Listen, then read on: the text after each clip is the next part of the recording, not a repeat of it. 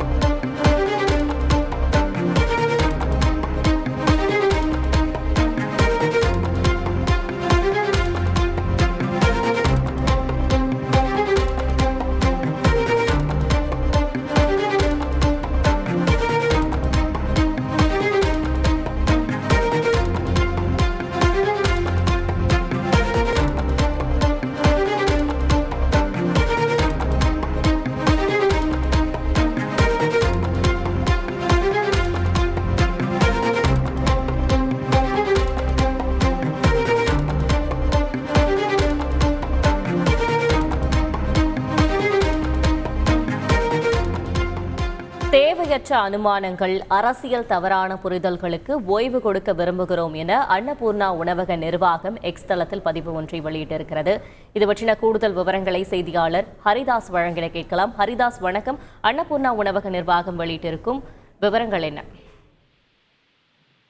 கடந்த 2 தினங்களாக கோவையைச் சேர்ந்த அன்னபூர்ணா ஹோட்டல் மற்றும் அதன் உரிமையாளர் சீனிவாசன் ஆகியோர் மீது பல்வேறு கருத்துக்களும், அதே போல ஜிஎஸ்டி கவுன்சில் மூலம் கோவையில் நடைபெற்ற சிறப்பு கூட்டத்தில் ஒரு உரையாடலின் போது அவர் நகைச்சுவையாக ஜிஎஸ்டி வரி குறித்து மற்றும் பன் மற்றும் கிரீம், அதற்குண்டான கிரீம் மீது வரி விதிப்பு போன்றவை குறித்து பல்வேறு கருத்துக்களை நகைச்சுவையாக எடுத்து தெரிவித்திருந்தார். இந்த நிலையில் அந்த வீடியோ வைரலானதை தொடர்ந்து மறுதினம் அவர் மத்திய நிதியமைச்சர் நிர்மலா சீதாராமன் மற்றும் வானதி சீனிவாசன் எம்எல்ஏ ஆகியோருடன் பேசுவது தொடர்பான வீடியோ ஒன்றும் சமூக வலைதளங்களில் வைரலானது. இந்த நிலையில் அந்த வீடியோ காட்சிகளை பிஜேபி ஃபார் தமிழ்நாடு என்ற தளத்திலும் சமூக ஊடகத்திலும் வெளியிடப்பட்டது. இந்த நிலையில் அதற்கு தமிழ் மாநில பாஜக வருத்தம் தெரிவித்து அந்த குற்ற செயலில் ஈடுபட்ட நபரை உடனடியாக கட்சியின் அடிப்படை உறுப்பினர் உட்பட அனைத்து பொறுப்புகளிலிருந்தும் விடுவித்திருந்தது.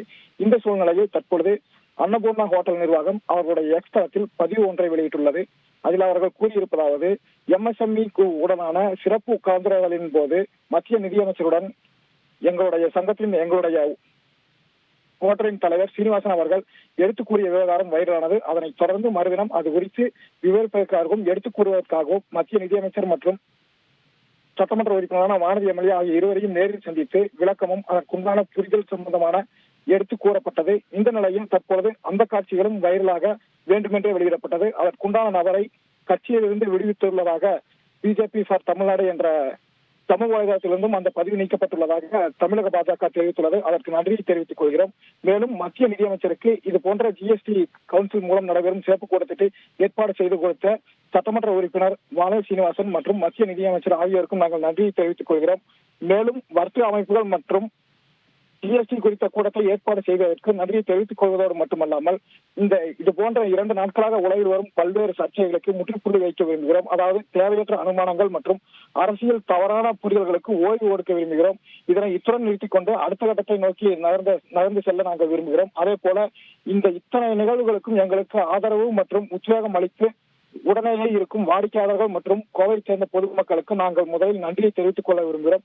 எனவே இதனை இத்துடன் முடித்துக் கொண்டு அடுத்த கட்ட நகர்வுகளை நோக்கி நாங்கள் செல்ல தயாராக உள்ளோம். எனவே இந்த பிரச்சனையை தேவையின்றி விரிவாக்க வேண்டாம் என்று கேட்டுக்கொண்டு ஒரு அறிக்கை ஒன்றை வெளியிட்டுள்ளது. விவரங்களுக்கு நன்றி ஹரிதாஸ். உங்கள் தந்தி1 தொலைக்காட்சியில் தினமும் ஒரு சர்ப்ரைஸ் மாலை 6 முதல் 7 மணி வரை காணத் தவறாதீர்கள்.